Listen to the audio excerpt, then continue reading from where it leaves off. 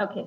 So for the next two studies, we are going to be dealing with some foundational material for what we are going to study for the rest of our series, right? So we are going to transition from the holy place into the most holy place of the heavenly sanctuary. Now this evening, today, you're not going to see the connection of what we're talking about with the sanctuary. But believe me, what we're going to study tonight is foundational to what we're going to study the next week, and very foundational for understanding Daniel chapter 8, which significantly addresses the theme of the sanctuary, right? Which is very important. So we have to understand today's study for us to understand the rest of the studies. Right. Now let's go to go to our Bibles to Daniel chapter 2, which will be our chapter of study this evening, right? Now we find here God reads the king's thoughts. Not only the king's thoughts, God can read all our thoughts, right? Thoughts of everybody. So first, let's notice that God knew what King Nebuchadnezzar was thinking when he lay down on his bed that night, right? So many years ago. God is able to read our thoughts, and there is biblical evidence that God reads the thoughts of man. It says here in Daniel 2:29, and here, of course, Daniel is speaking to the king. And let's read Daniel 2:29, and then let's move on.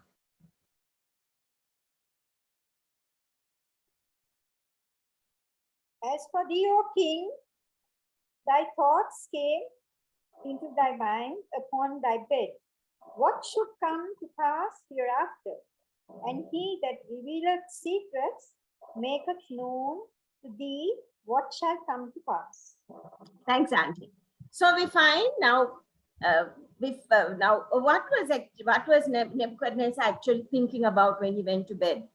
He was thinking about the future of his kingdom, right? Because it says here thoughts came to your mind while you were on bed about what would come to pass after this. So Nebuchadnezzar would have been thinking where Babylon would be after his death, right? So God says, do you want to know the future? And then God says, I will give you a dream so that you can know what will happen in the future. So it becomes very clear that God knew what Nebuchadnezzar was thinking. So he gives Nebuchadnezzar, interestingly, to know that it's what's going to happen in the future, right? So he says, I'm going to give you a dream so that you understand what's going to happen in the future. And then Daniel 2:1, we have this dream. From Daniel 2:1, we have this dream. And someone likes to read that?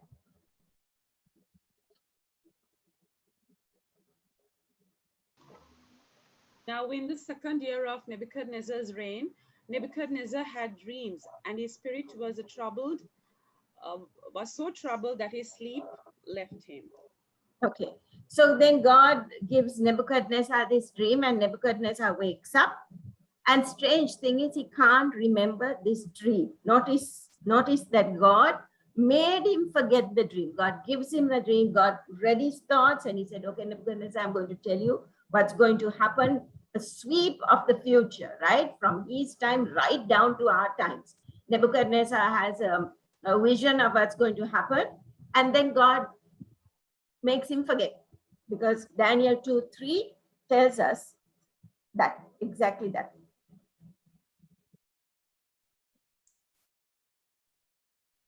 Someone likes to read that?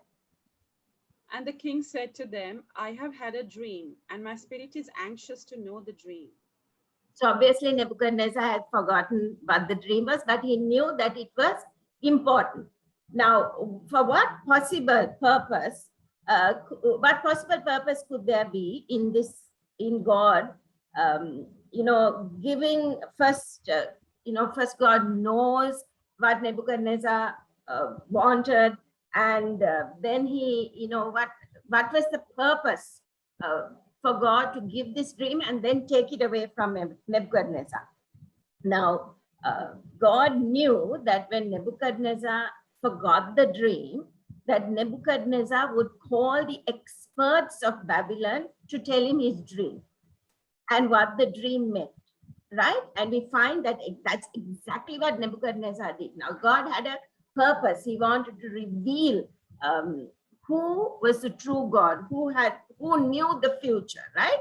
So we find in Daniel 2:2 exactly what Nebuchadnezzar did. As soon as he forgot this dream, we find that Nebuchadnezzar called somebody. But whom does he call?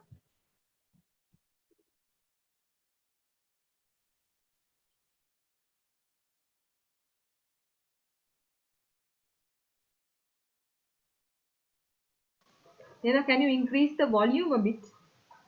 Why? Yours. Then the king gave the command to call the magicians, the astrologers, the sorcerers, and the Chaldeans to tell the king his dreams. So they came and stood before the king. Okay, so we find that the king calls his magicians, his astrologers, the sorcerers, and the Chaldeans. Now, by the way, the Chaldeans, now we know about who the magicians and astrologers and sorcerers are. The Chaldeans, by the way, were the priestly caste of Babylon, right? So Nebuchadnezzar calls all of these people. And then we find that God unmasks these charlatans, as they say. And one thing that you and I can understand from this is Satan cannot read our thoughts.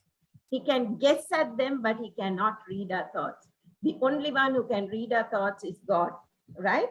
So we find that they stood before the king.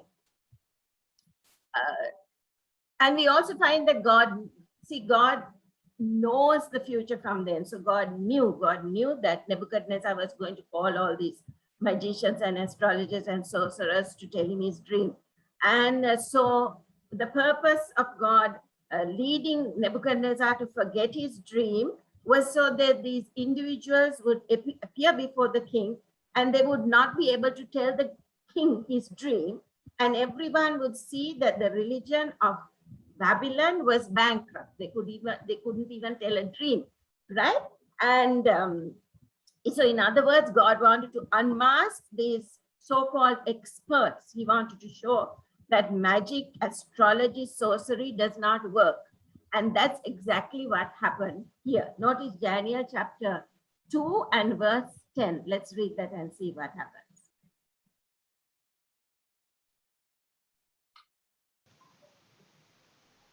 The Chaldeans answered the king and said, "There's not a man on earth who can tell the king's matter. Therefore, no king, lord, or ruler has ever asked such things of any magician, astrologer, or Chaldean." Okay. So they say, king, what you're asking is impossible. It's unreasonable. And notice that in Daniel 11, there was only one source that would be able to tell the king his dream, and what that source, according to the magicians, what the magicians from their mouth say. Who was the source that the magician said that could interpret the dream? Daniel 2:11.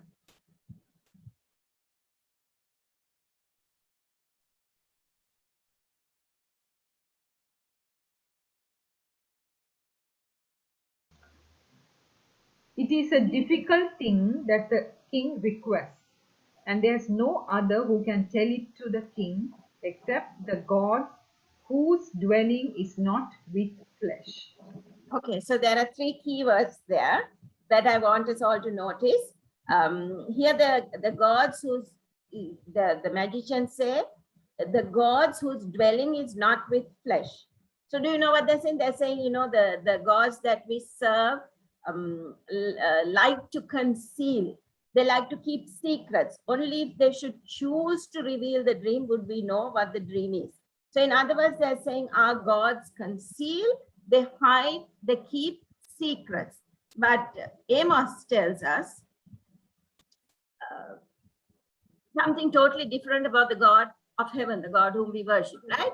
So this is this a picture you get from the God of the Bible? Absolutely not. Notice Amos chapter 3 verse 7.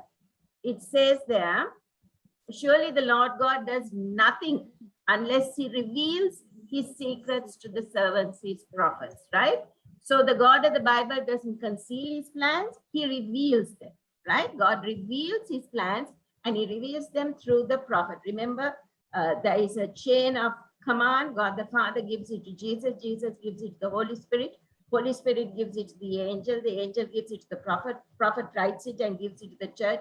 Church is supposed to give it to the world. That is found in Revelation chapter 1, right? Revelation chapter 1. Now, notice Daniel 2:29. We already read this, but let's read it in the context of what we have already studied. What does Daniel 2:29 say?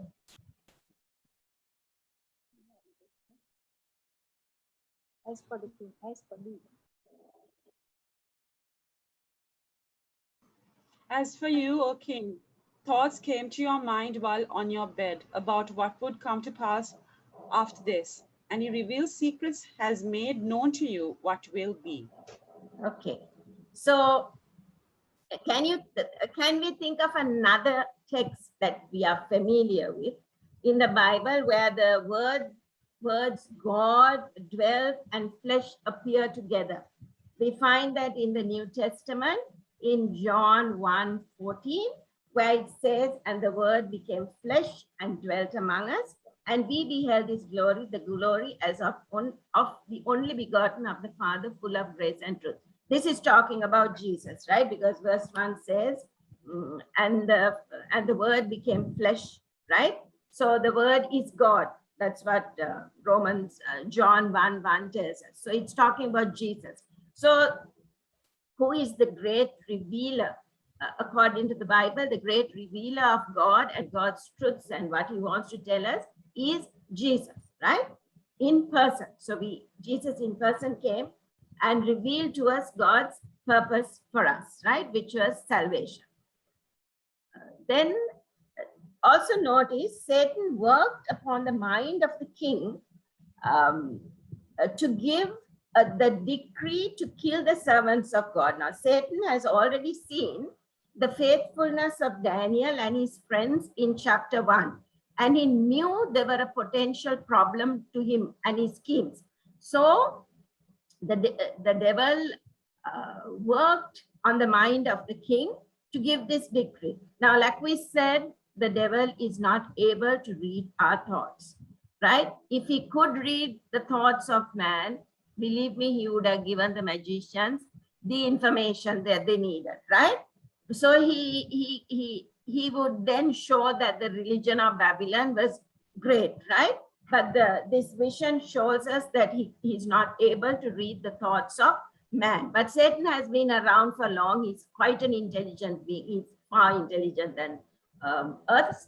And he can, he can guess at what we are thinking, right? He can guess, but he doesn't know what we are thinking. So now the devil, when he sees that God has unmasked his religion, he says, okay, what I'm going to do now is I'm going to kill Daniel and I'm going to kill his 3 friends, because the devil had already seen that these 4 young men were potential problems for his scheme in Babylon, right?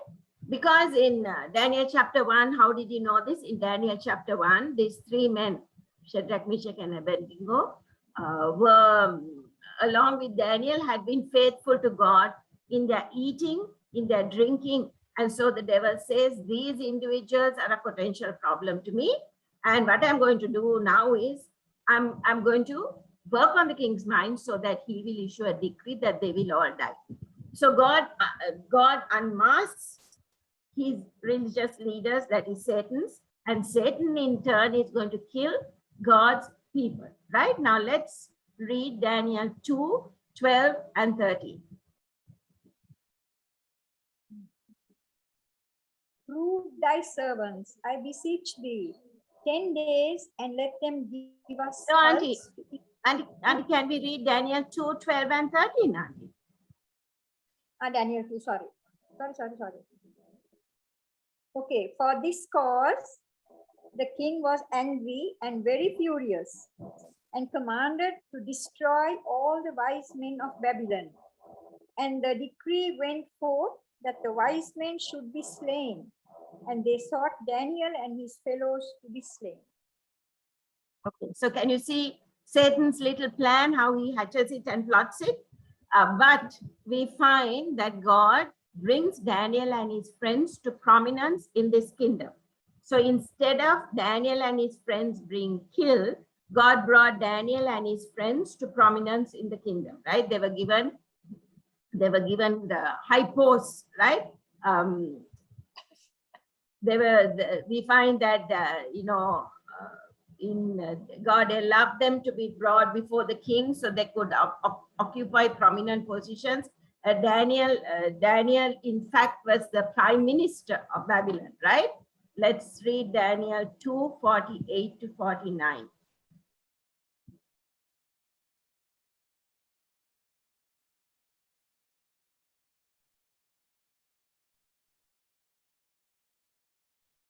Then the king promoted Daniel and gave him many great gifts, and he made him ruler over the whole province of Babylon, and chief administrator over all the wise men of Babylon.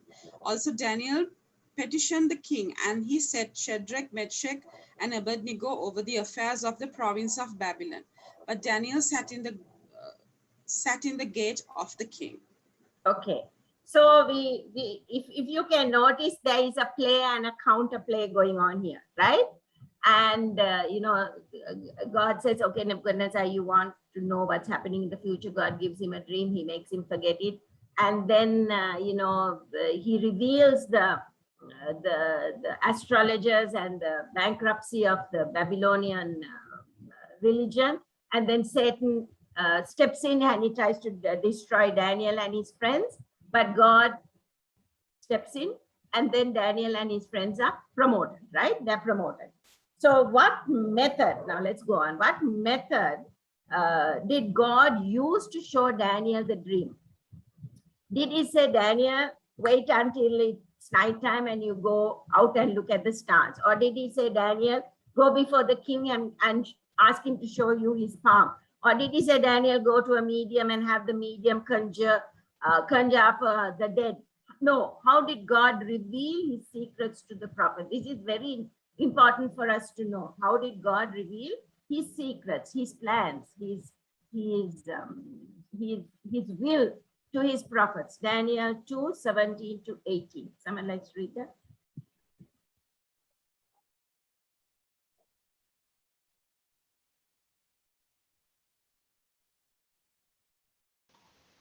Then Daniel went to his house and made the decision known to Hananiah, Mishael, and Azariah, his companions, that they might seek mercies from the God of heaven concerning this secret, so that Daniel and his companions might not perish with the rest of the wise men of Babylon. Okay, so we find here that God used prayer, right? God used prayer. So if you want to know what's in store for your life or our lives, we don't have to go to astrologers, we don't have to go to palm readers, we don't have to go for signs of the zodiac, we don't have to consult the supposed spirits of the dead. All you and I need to do is get down on your knees and pray to God that God will reveal his secrets to us. And God showed us, he has revealed his plan for us in the Bible, and he will reveal his secrets to us. Why? Because God knows the future. Therefore, he is able to guide it to its intended end, right? So we find that history is like a game of chess, right? And you have this chessboard. On one side of the table, figuratively, you have God seated, and on the other side of the table, you have Satan seated.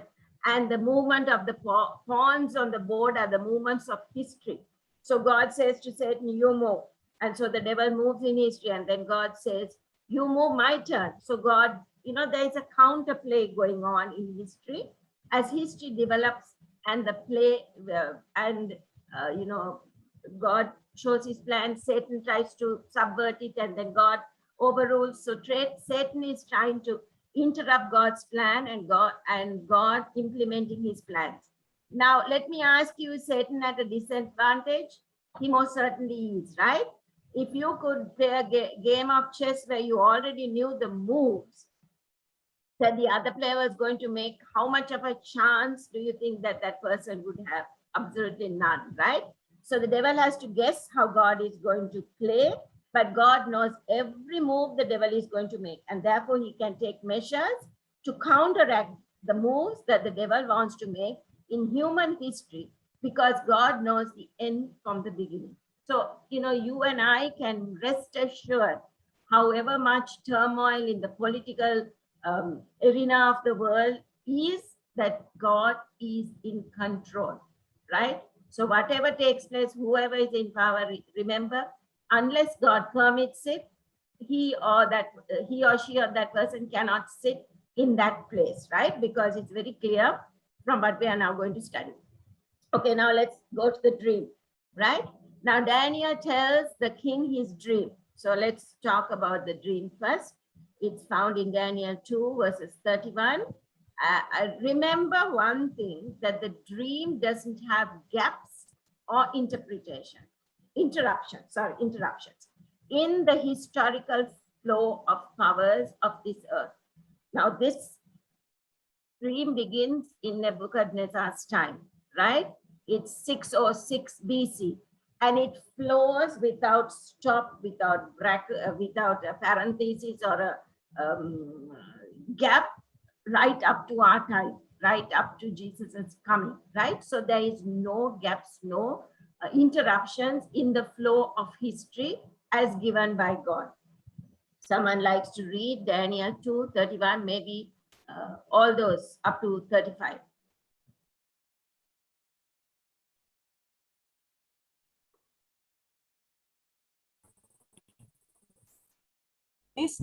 This image's head was of fine gold, its chest and arms of silver, its belly and thighs of bronze, its legs of iron, its feet partly of iron and partly of clay. You watched while a stone was cut out without hands, which struck the image on its feet of iron and clay and broke them in pieces. Then the iron, the clay, the bronze, and the silver and the gold were crushed together and became like chaff from the summer threshing floors. The wind carried them away so that no trace of them was found. And the stone that struck the image became a great mountain and filled the whole earth. Thank you, Emma. So Daniel says, okay, you saw this image, king, and then he started giving him a description of the image, right? So we have many important, several important symbols in this passage, right? One is there is a head of gold. Then there is a breasts of and arms of silver. Then there is a belly of bronze, right? Then you have legs of iron, and you have feet of iron and clay. Then you have a stone that is cut out of a mountain without a hand, right? Very symbolic. And it comes and it strikes the image at its feet, on its feet, right? And then the stone becomes a gigantic, fills up the whole earth. Now, the important point that we need to understand, that I want to underline, is that there are, like I said, no gaps. It flows, right? Head to chest to belly and thighs to feet and to legs and to feet. Because in the Christian world, many Christians say that there is a gap between the legs and the feet, and that gap lasted 1,900 years. So far, there is no evidence in this dream that there are any parentheses or gaps or lapses in the sequence of powers. The sequence of powers flow one right after the other without interpretation, right? It's called the historical flow method. And that is exactly what it's saying here.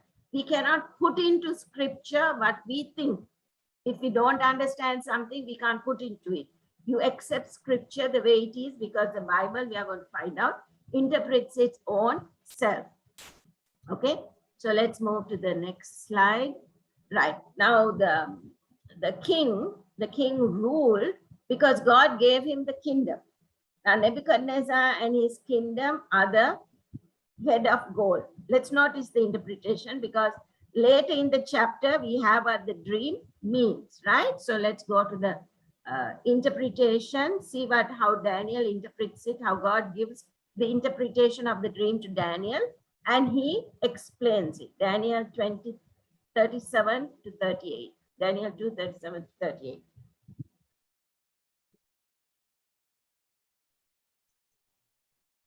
You, O king, are a king of kings, for the God of heaven has given you a kingdom, power, strength, and glory. And wherever the children of men dwell, or the beasts of the field and the birds of the heaven, he has given them into your hand, and has made you ruler over them all. You are his head of gold.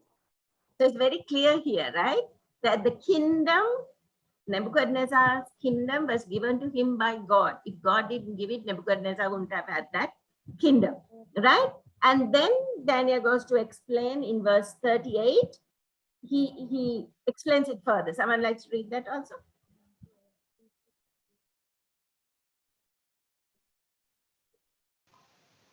But after you shall arise another kingdom inferior to yours, then another, a third kingdom of bronze, which shall rule over all the earth.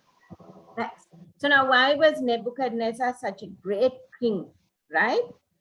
Because did he have better weapons than anybody else? Did he have a more powerful army? Did he have more money? Was he more intelligent? Absolutely not. The Bible is very clear why Nebuchadnezzar was king. He was king because it was God's will, right? So take that very into your heads very carefully. Nebuchadnezzar ruled not because of his power, might, wealth, or intelligence. Nebuchadnezzar ruled in Babylon simply because it was the will of God, right? So who then is in control of human history?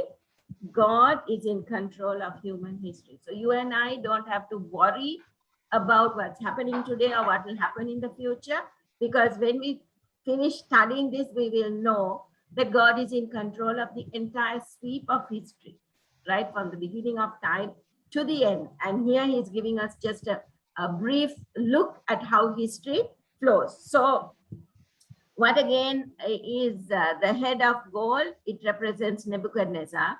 But remember that Nebuchadnezzar's kingdom was known as Babel, right? That's why it's known as Babylon. In prophecy, we are going to notice that kings and kingdoms are used interchangeably, right? So remember, a king, or if it's talking about a kingdom in prophecy, it means the same thing. A king and a kingdom are the same thing. So let's go. You have to be very clear of that, right? Kings and kingdoms mean the same thing. They're used interchangeably. Now, he also says, after you shall arise, after you, it's a very important historical marker, right? After you shall arise another kingdom, right? So king and kingdoms are interchangeable, inferior to yours. Then another kingdom of bronze, which shall rule over all the earth, right? So Daniel is saying, after you it shall. So we don't have to go to history books. We don't have to do Greek and Roman history to identify the first three kingdoms, because they are already identified in the book of Daniel. So far, we have three kingdoms. The first kingdom is Babylon, Nebuchadnezzar's kingdom, and his kingdom is defeated. The second kingdom is the Medes and the Persians. They came immediately after Babylon. It took 60 years after Nebuchadnezzar. They conquered Babylon, and then after the Medo-Persians, it was Greece. After about 200 years of rule of the Medes and the Persians, then Greece conquered. Now, does the Bible tell us which kingdom conquered Babylon? Daniel 5 calls him Darius the Median, also known as Darius the Mede, came and conquered Babylon. The troops of the Medo-Persians came. If you have read the story of Daniel 5, when Belshazzar was having a party, you know, the Cyrus, the general of the army, diverts the water of the river Euphrates, and they come from under the a river and they conquer Babylon. Babylon was known to be inconquerable because it was so well fortified. But God had said they will fall, and fall they did. So the next kingdom is the Medo-Persia, is Medo-Persia. Now Daniel 8, which we are going to study later in this series after Medo-Persia, it says that the kingdom would arise, would be Greece. So Greece is mentioned very clearly in Daniel chapter 8. Now Daniel has the names of the first three, which means it's easier to identify the fourth kingdom, because the fourth kingdom is not given a name. Daniel 2:40. Someone likes to read that?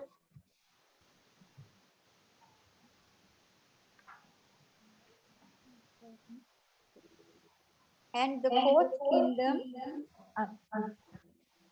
Yes, sir. Correct. and the fourth kingdom shall be as strong as iron, inasmuch as iron breaks in pieces and shatters everything, and like iron that crushes, that kingdom will break in pieces and crush all the others. Okay. So now we have Babylon, Medo-Persia, and then Greece, and then the fourth kingdom, right? So we have identified the first now without any breaks, and then we find that immediately the kingdom that conquered Greece was the Roman Empire, right? The Roman Empire conquered Greece, and the word iron is used here, right? Remember the word, that's a key word. It fittingly describes Rome, right? In the great historian Edward Gibbon wrote 5 volumes just about the rise and fall, the decline and fall of the Roman Empire, and in it now he calls Rome the iron monarchy of Rome. And if you look at the crosses that are put up in Rome, they were all iron, made of iron, right? So interestingly, because now Edward Gibbon was not a church historian. He was a secular historian. And yet he's calling Rome the iron monarchy of Rome. So very clearly, the first 4 kingdoms are Babylon, Medo-Persia, Greece, and the Roman Empire, right? The Roman Empire. Now notice we are coming to the feet. Now this is what we will dwell on most in our study today. Daniel 2:41. Daniel 2:41, the feet of the image. Someone likes to read that?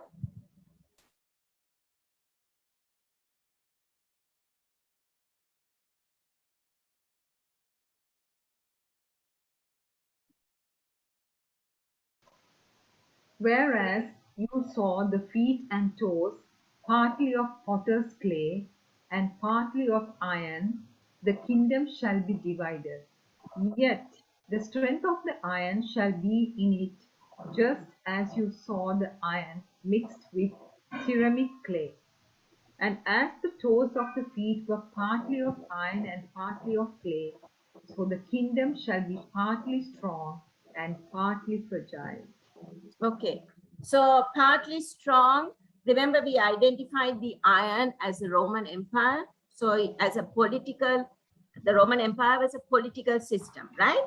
So that was the strength of the toes, right? Was the political system. The 10 toes indicate that the fourth kingdom, the Roman Empire, will not be conquered as such. It will be divided into 10 kingdoms or nations. Now, the other kingdoms were defeated. They were conquered by the successive kingdoms or kings. But the Roman Empire, we find it gets carved off by the northern barbarian kingdom, and it breaks into 10 kingdoms, right? It breaks into 10 kingdoms. It is a divided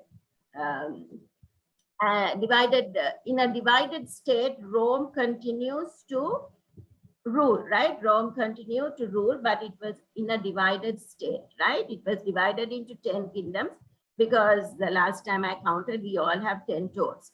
So in other words, this fourth kingdom is going to fall apart, but it was still going to be Rome because you have iron in the feet, right? But it was going to be a different stage of Rome, the imperial Roman Empire. It is going to be a divided one.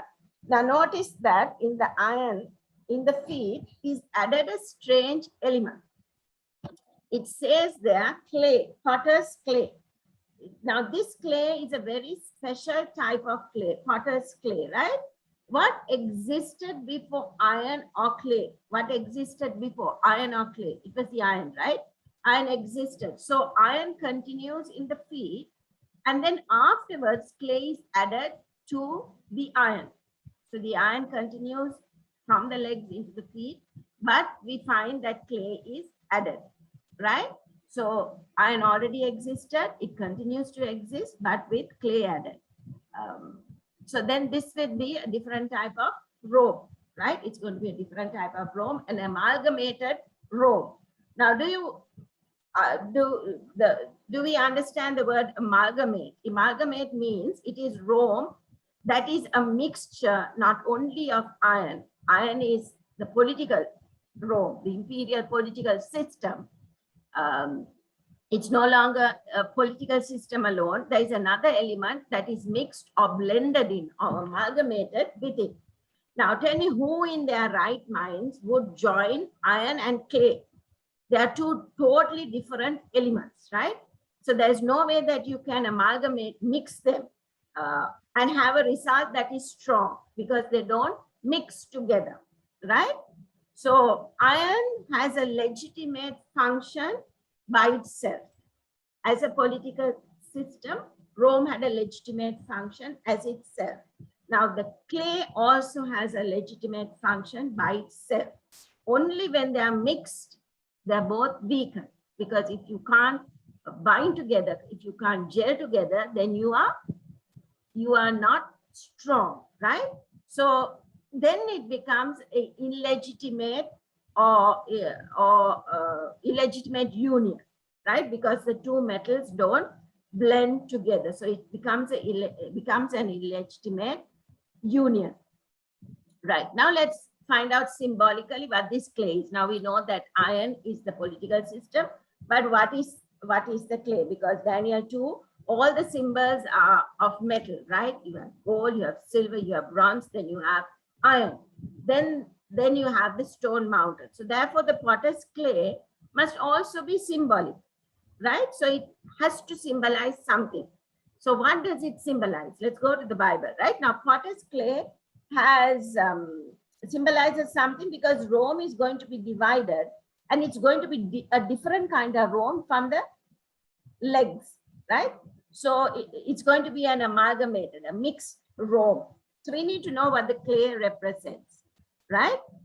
Because we already know, like I said, Rome represents the political power of the Roman Empire. The Roman Empire continued as a political entity, but divided. But there will be clay added to it. So we need to know what the Bible means by potter's clay. Have we come across this?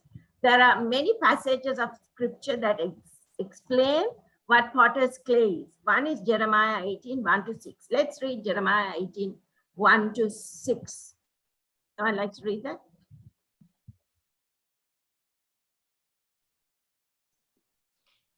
The word which came to Jeremiah from the Lord, saying, Arise and go down to the potter's house, and there I will cause you to hear my words.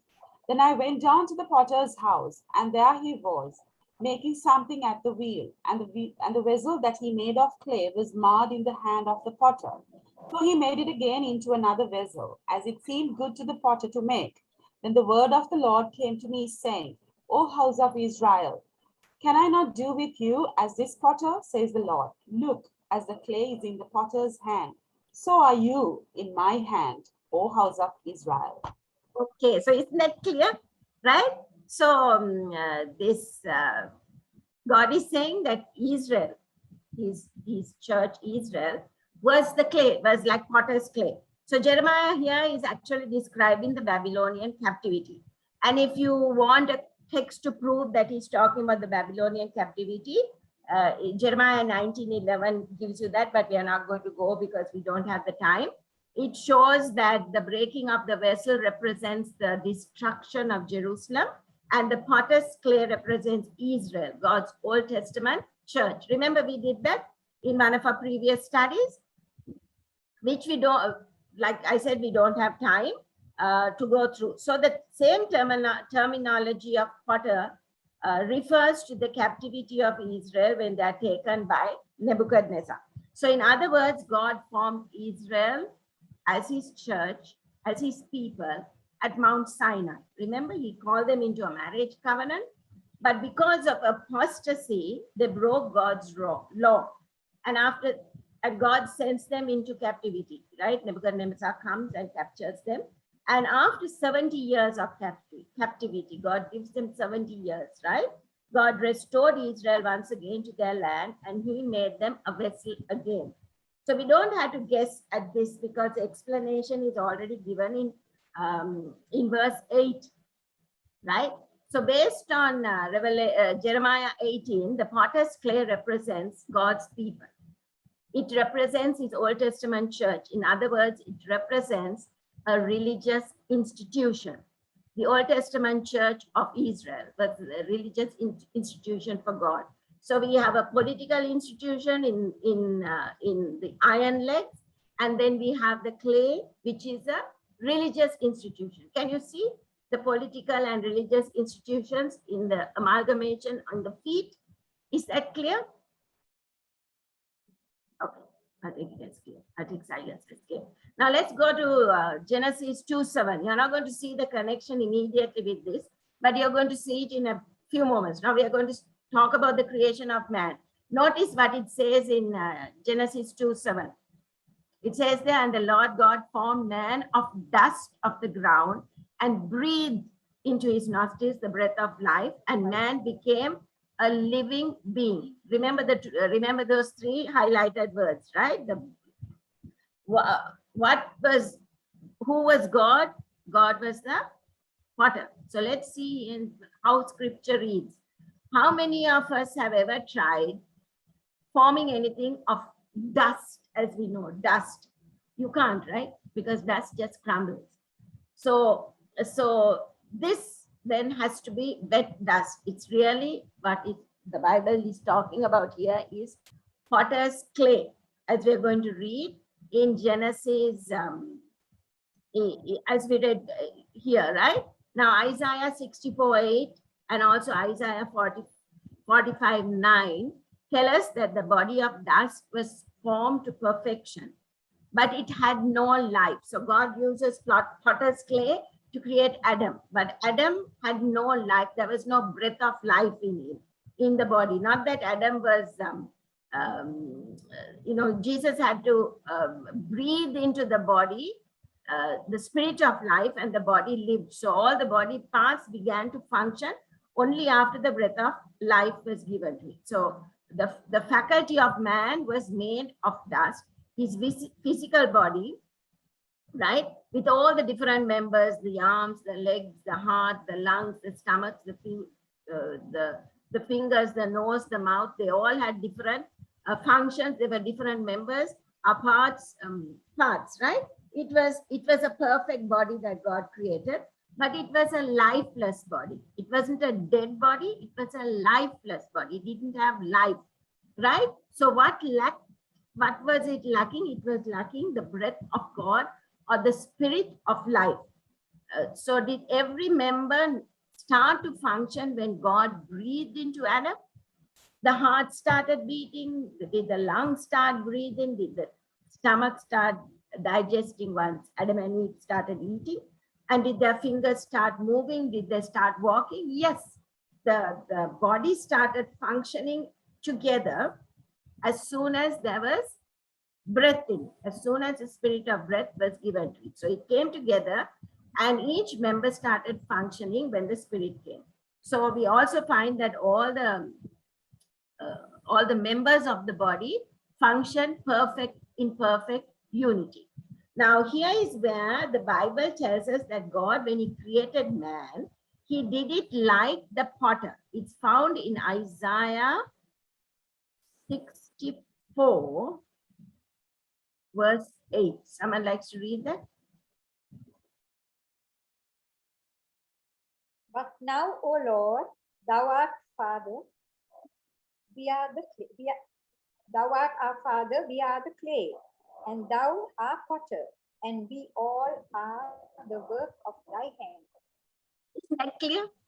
So that it was clay that God used to create man, right?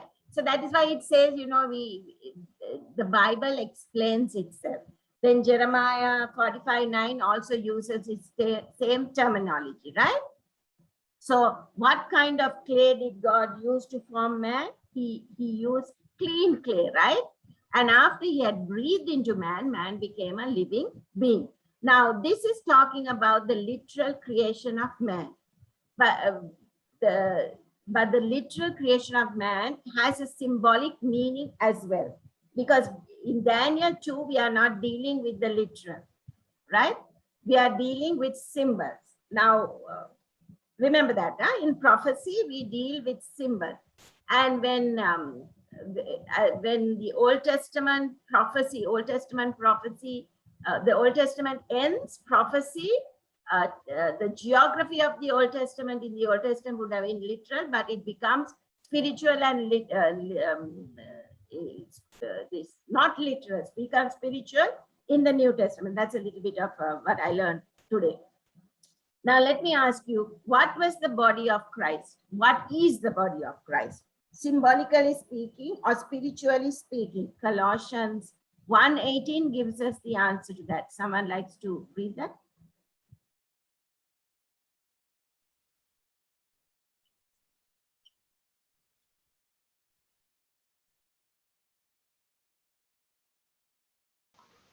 And he is the head of the body, the church, who is the beginning, the firstborn from the dead, that in all things he may have the preeminence.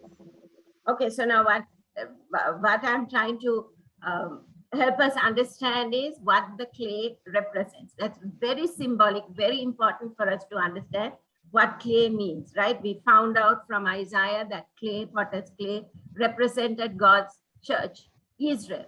Now we're going to understand now from creation, the literal creation of man, we understand that God used clay and man was lifeless. When he breathed into man, man became a living being.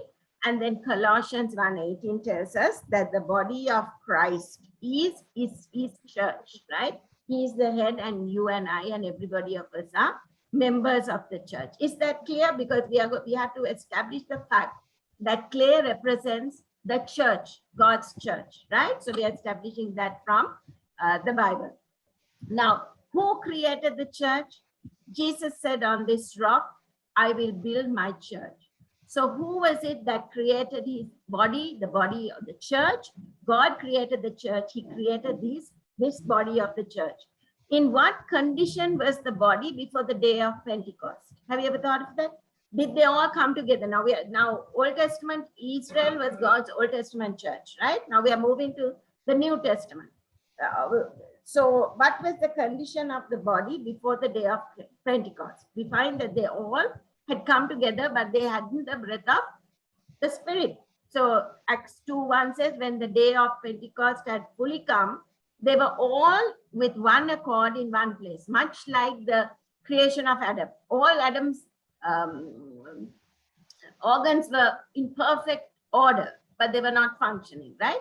So just like that, the church, the New Testament church, all of them had come in one accord. They were all perfectly there. But the Bible says that they were still lacking. They were still lacking the breath, the Spirit of God, the breath of God. So what happened on the day of Pentecost? Acts 2:2. Someone likes to read Acts 2:2-4. And suddenly there came a sound from heaven as of a rushing mighty wind, and it filled the whole house where they were sitting. Then there appeared to them divided tongues as of fire, and one sat upon each of them. And they were all filled with the Holy Spirit and began to speak with other tongues as the Spirit gave them utterance. Okay, so can you get the similarity, the parallelism of Adam at creation and God breathed into him the breath of life, And then God's church of the Old Testament is referred to, God is referring to his church.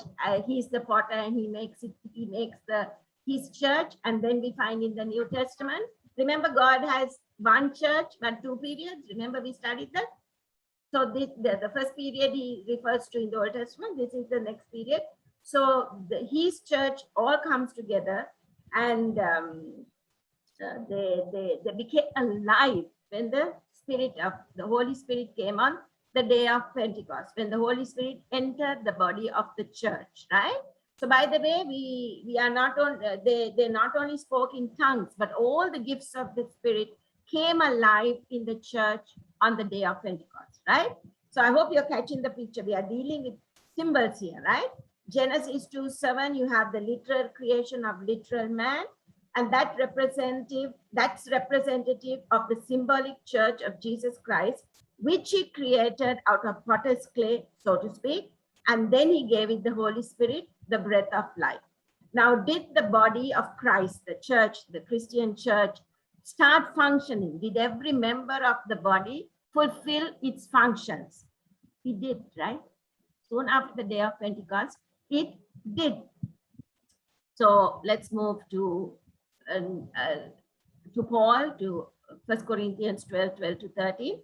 Paul, notice how Paul uses this illustration, how all the members of the body interact in perfect harmony. Someone likes to read that? For as the body is one and has many members, but all the members of that one body, being many, are one body, so also is Christ. For by one Spirit we were all baptized into one body, whether Jews or Greeks, whether slaves or free, and have all been made to drink into one Spirit. Great, thank you. So once again, what does the potter's clay represent? We noticed in Jeremiah that the potter's clay represents God's people, Israel, right? So we had literally Israel in the Old Testament, and we have spiritually Israel in the New Testament. What does the body represent in the New Testament, or what does the potter's clay represent in the New Testament? It represents the body of Christ, which is his church. So what does the potter's clay represent? Clear? It represents the church. Is that clear? Right. One more. Now there's another illustration where we can see that the potter's clay represents the church. Do you remember the vision of Ezekiel that he had of the valley of dry bones? I think many of us found that very difficult to understand, but it's very simple when you understand it from this perspective. There were body parts strewn all over, and then God called upon all the body parts to come together through Ezekiel. And then what did God give those bodies? He gave those bodies the breath of life, and it is the Holy Spirit, right? And as soon as they had the breath of life, this whole valley of dry bones stood up. And what does that represent? It represents that all the parts of the body came together, and the Spirit came into the body, and they began to function as they should. Someone likes to read Ezekiel 37:10 and 11.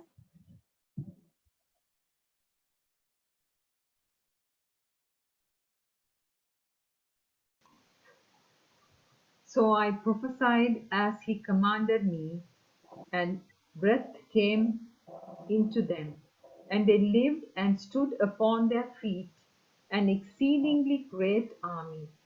Then he said to me, Son of man, these bones are the whole house of Israel. They indeed say, Our bones are dry, our hope is lost, and we ourselves are cut off. Okay, so that explains it. So all the members of the body come together when the Spirit of life enters them, and this represents the people of God in the Old Testament, right? So we went through so many illustrations. So then, once again, what does the potter's clay represent? It represents God's church, right? Now, what is going to happen during the the period of the feet of the image when the Roman Empire was divided. There was going to be a union of political state, and of church, because there's iron and clay.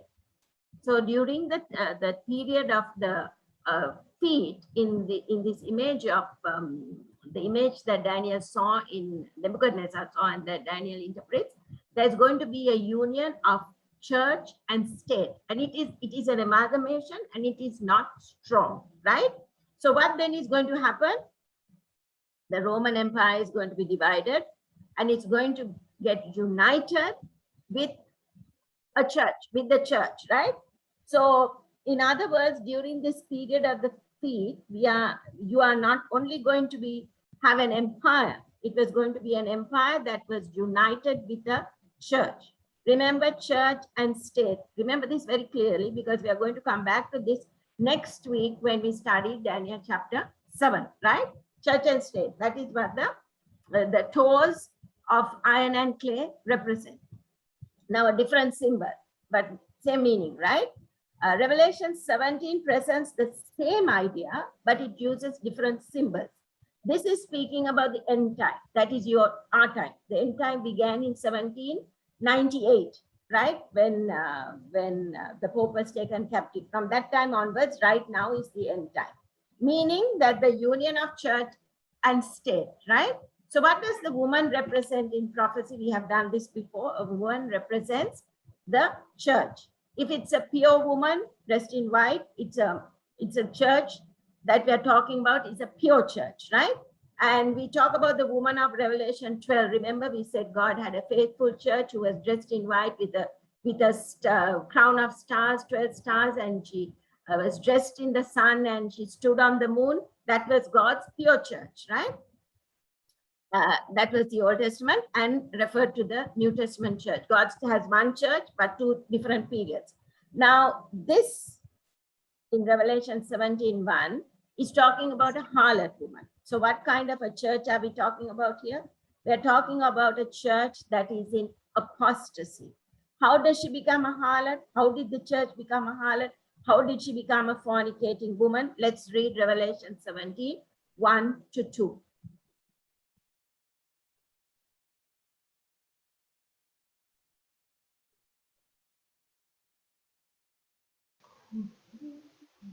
Then one of the 7 angels who had the 7 bowls came and talked with me, saying to me, "Come, I will show you the judgment of the great harlot who sits on many waters, with whom the kings of the earth committed fornication, and the inhabitants of the earth were made drunk with the wine of her fornication." Okay, thanks. So here it presents the same mixture that will exist in the end of time, but with different symbols, right? Same mixture, different symbols. Does the church have a right to exist as a church? Yes. Does the state have a function as a state? Does it have a right to function as a state? Absolutely, right? A state has to function. But when does the problem come in? The problem comes in when the union of church and state joins together. It becomes illegitimate because the church is supposed to be married to only Jesus Christ. Jesus is her husband, right? The church is his bride. So what happens when the church starts to get the kings of the earth to do what Jesus should be doing for the church, right? The church becomes adulterous. The church becomes a harlot, right? Is that exactly what happened when the Roman Empire fell apart, right? Did a church arise that used the political power of Rome to persecute those who were not in harmony with the church? Absolutely correct. It was proven, it can be proven from history. Read the history of the Dark Ages. Read the Great Controversy. If you don't like read Great Controversy, go to history and you'll find during the Dark Ages, the church hasn't the power to kill people. The church used the state's authority and power to persecute people who were not doing not what the state wanted, but what she wanted, right? So that is the adulterous harlot of fornication. Now, Mrs. White is in perfect harmony with this biblical view. She explains, amplifies, and simplifies what is in the Bible. It's found in SDA Bible Commentary, Volume 4, page 1168. And someone likes to read that? It's a long one, so I have put it in 2 slides. So whoever is reading, be ready to read the next one as well.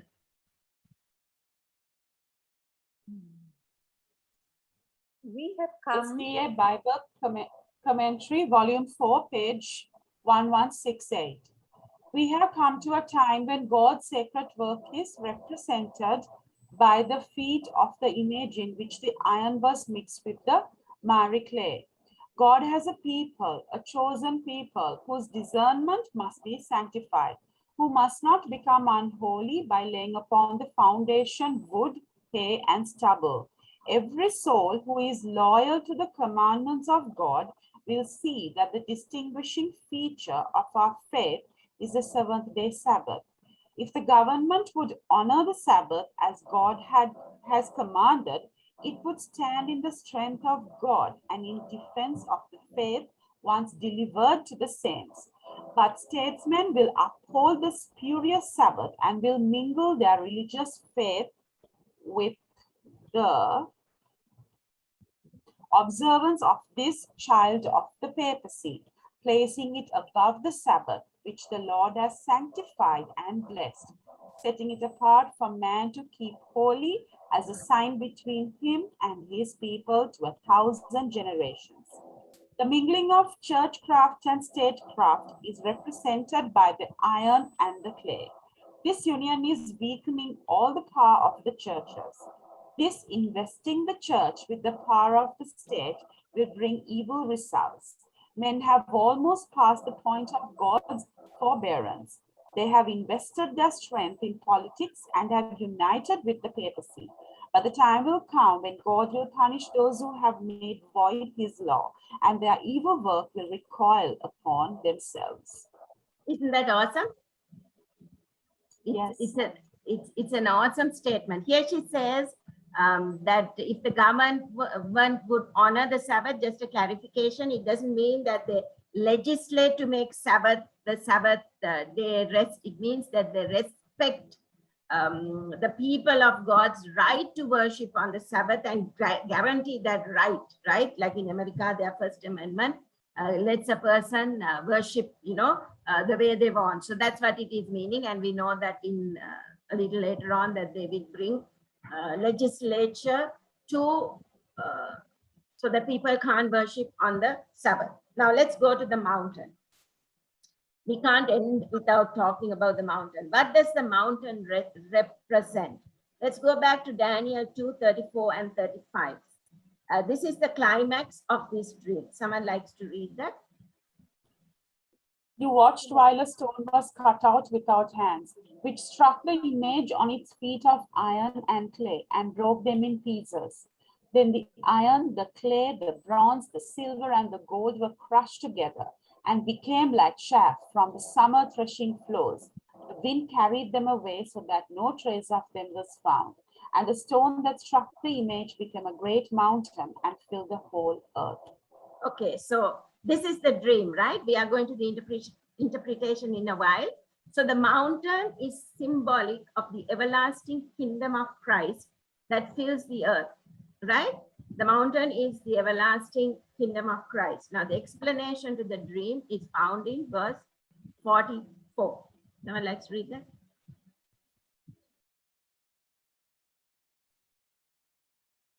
Daniel 44. 2:44, yes.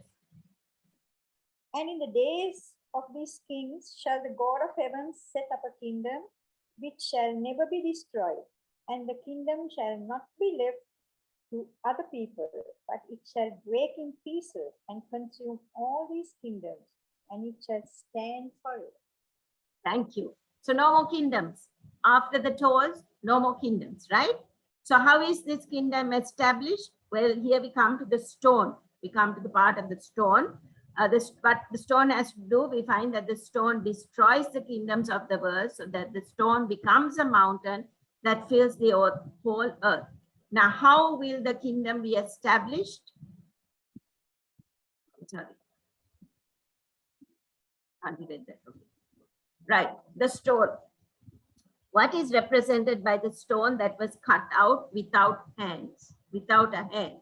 Notice an interesting detail about this stone in Daniel 2:45.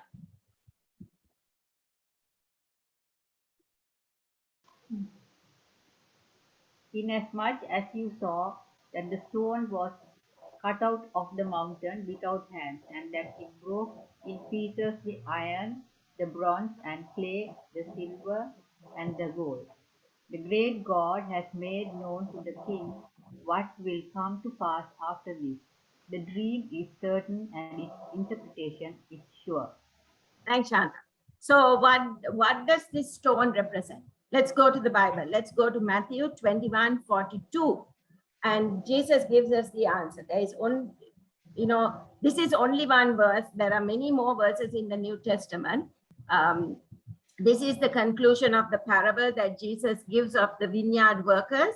And we will come back to this parable in our later studies. But let's read Matthew 21:42.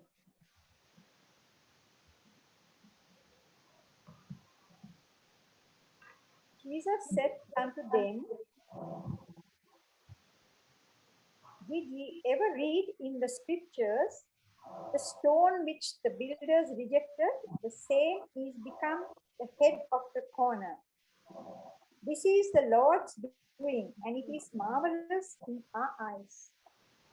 Right. Thanks, Auntie. So here Jesus is saying that he is the stone that the builders rejected, right?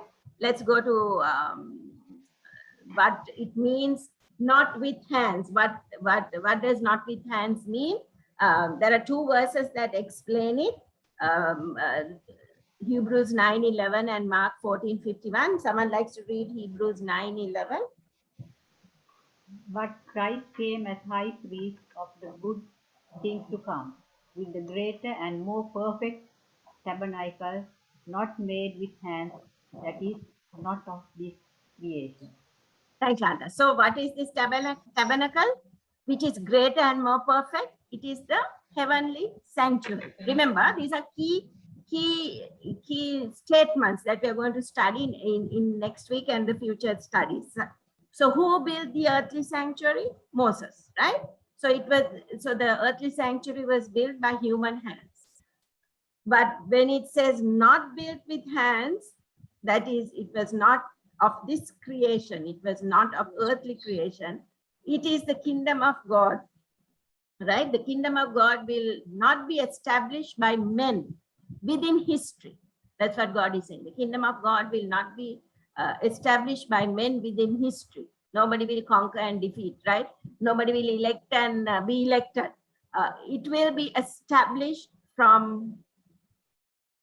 it shall be established from outside of human history, right? By a miracle of God. It is not of creation. God will establish it, right? So who brought the body of Jesus into existence? When he became incarnate, he came Mary, right? And he was born of Mary. Mary is a woman. Remember just the symbolisms, right? But what did the resurrected body of Christ, who resurrected the body of Christ? The body of Christ was given by a miracle of God, by the Father. That's what Mark 14:58 says. So Jesus was incarnate by the woman, came into the world through a woman, of course, by the Holy Spirit. But when he resurrected, God gave him. God is the one who brought him, resurrected him through a divine miracle. Mark 14:58. Someone likes to read that?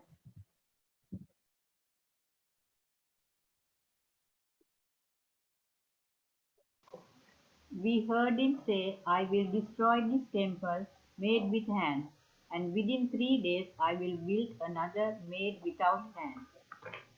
Did you catch that? He says, I will destroy this temple, referring to him, built with hands. He came through Mary, right? It was Holy Spirit, through the Holy Spirit, he came through Mary.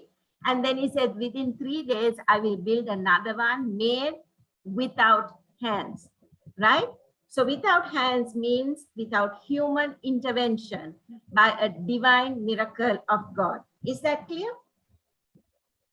Is that clear? I hope it's clear. So Christ's kingdom is going to be established on this earth. It will not be by man. No maneuvering within history, no establishing a golden age will come from out. Establishing of the golden age will come from outside of human history. A miraculous stone, it is Christ, Jesus Christ, that will establish his everlasting kingdom. So men and leaders can plot and plan, but God has given us a clear understanding. Okay, so the final call, Matthew 21:44. Someone likes to read? And whoever falls on this stone will be broken, but on whomever it falls, it will grind him to powder. Okay, so listen very carefully. We have a choice that you and I need to make. We can either decide to fall on the stone, which is Jesus, and be converted, or there is not either or that stone will fall on us and crush us. See, this is all fine and dandy. We are talking about empires and kingdoms. What about us personally? I believe Jesus is referring here to the prophecy of Daniel 2:44. The stone Jesus is talking about itself falls upon this, is the heart is broken and is converted. Unless we are in Christ, we will not have the eternal kingdom, because when Jesus comes, you and I will be destroyed, powdered and become nothing, means we will be destroyed forever.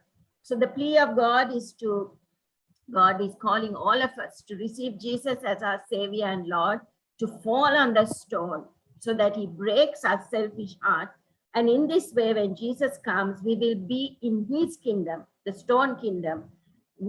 And the stone will not destroy us, but the stone will save us, right? The stone will save us.